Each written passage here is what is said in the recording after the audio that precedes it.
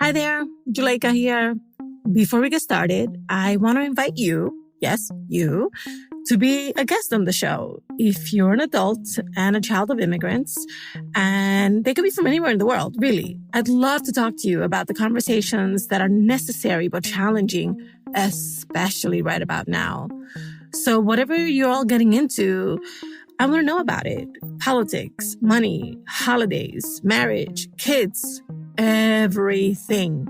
So send me an email directly at juleka@lantiguawilliams.com and we'll get you on the show.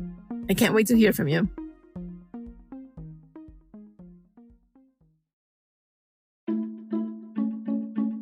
Hi, everybody. For our final episode of 2021, we're wrapping up our OG check-in series. It's been so cool to catch up with so many OGs and hearing them reflect on their experiences from this past year. Today, I'm checking in with OG Odalys. Odalys' episode aired on November 2nd, 2020. Here's a clip. Everyone in the house had issues with my grandma. Every time I talked to my mom about my grandmother's behavior and the arguments that we would get into, she would just try to pacify the situation. She just encouraged me to respect my elders. And I feel like a lot of that came from Marianismo, the idea, that you have to sacrifice for family, especially when the arguments were extremely out of hand. My dad would have a stern talk with her and voices would be raised and she would end up going into her room and slamming the door, like almost like a child. It was like their roles were reversed. In her original episode, Odalys talked about how toxic one of her grandmothers was to her and her brother when they were growing up. She told us she was just beginning to process the emotional abuse she had endured. So for our OG check-in, I wanted to hear how the journey had been going for her so far. Let's get into it. Hi, I'm Odalys. My pronouns are she, her.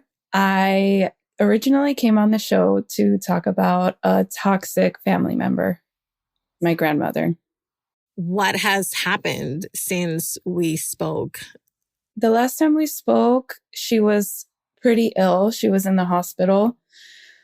She got released, and then soon after, she had to go back to the hospital, and she actually passed in November of 2020. I'm so sorry. I have a note here from our producer that coincidentally, she passed away the same day that your original episode aired.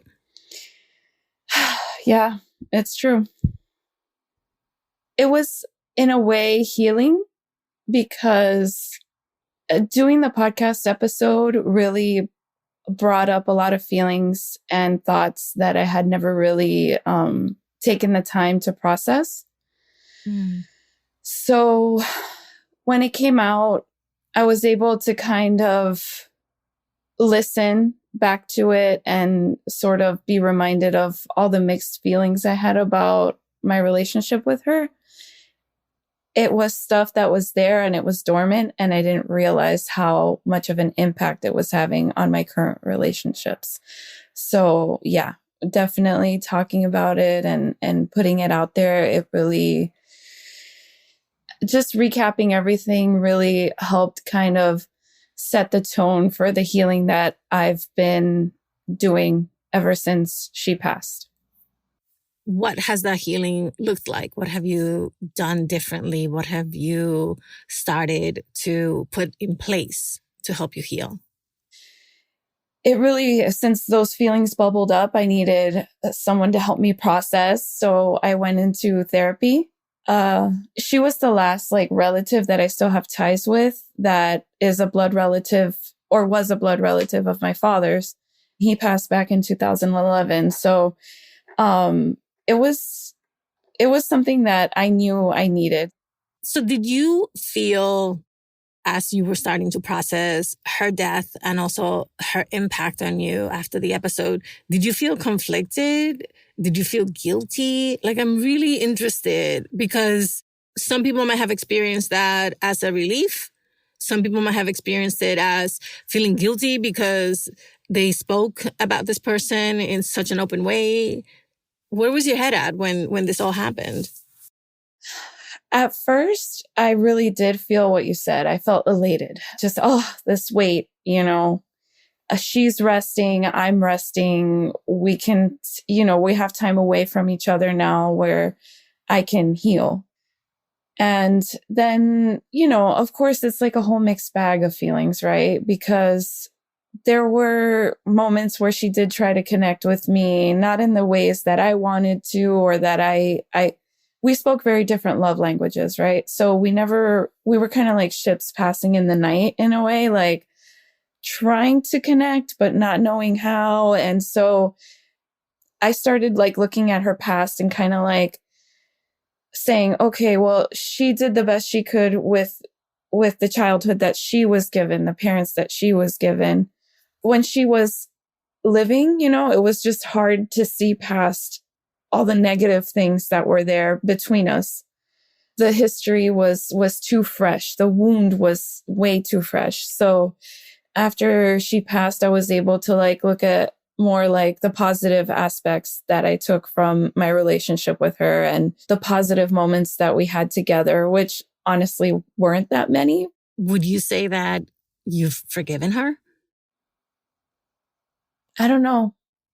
I still feel like that's a journey I'm on right now because I'm still dealing with all the repercussions of the damage she's done to me. So it's not just me, but my family and my brother. Like we were all so affected. We're still, my brother and I are still kind of like, can you believe like she did all that to us and we made it?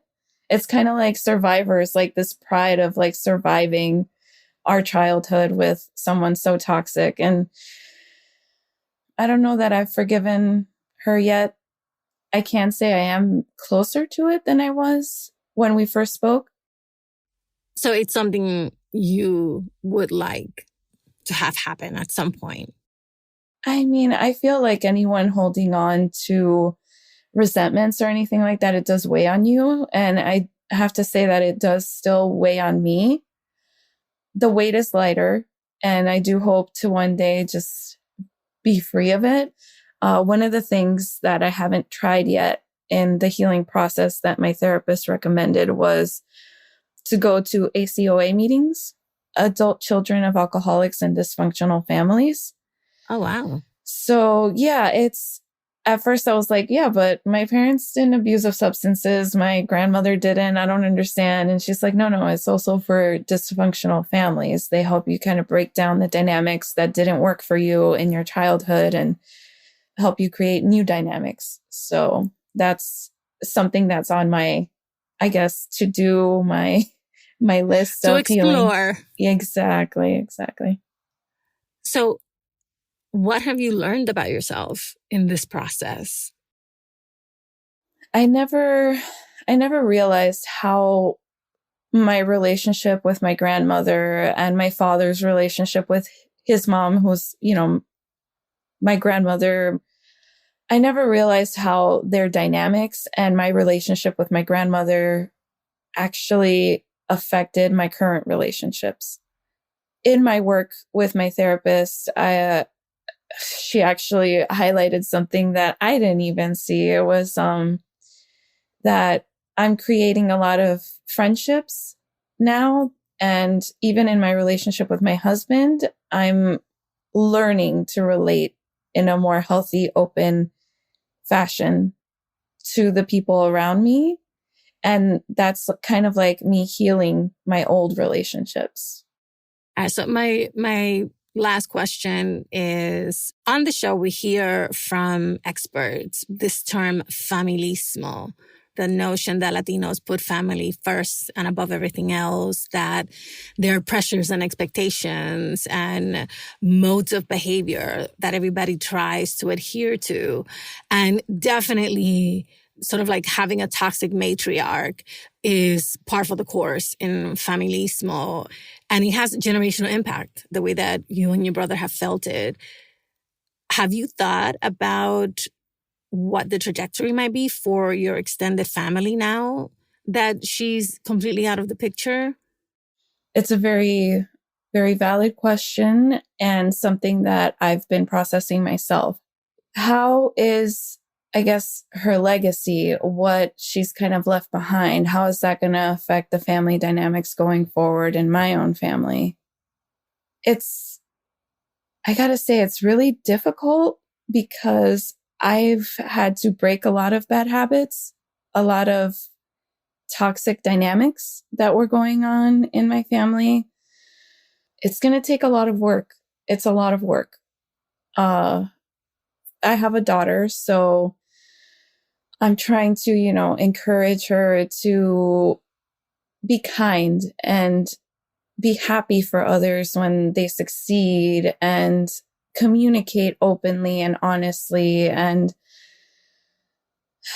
all things that I didn't have in my family growing up, right? We couldn't communicate openly because we would risk explosions, right? Emotional outbursts or just fights that would escalate to yelling and all that stuff. And my husband is on the same page. Like, we take the time to, in terms of healing those relationships with the females in my life and kind of passing that on to my daughter. Like, it doesn't have to be, catty and jealousy and toxicity. And, we're encouraging her to be open and just speak out if she's feeling a certain way, and also relate to others in just like kind, positive ways. That's really fantastic. I'm so proud of you for doing all this work. This is not easy stuff to do. No, it's been tough. I'm so thankful that you came back to the show. Really, really appreciate it. Thank you, Juleka. Thanks for taking the time.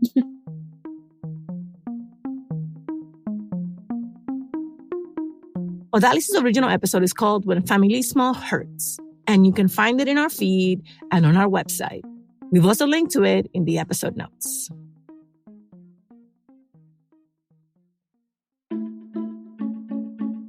Thank you so much for listening and for sharing us. On behalf of the entire How to Talk to Mamí and Papí team, we wish you the happiest, healthiest, love-filled new year of all. How to Talk to Mamí and Papí About Anything is an original production of LWC Studios.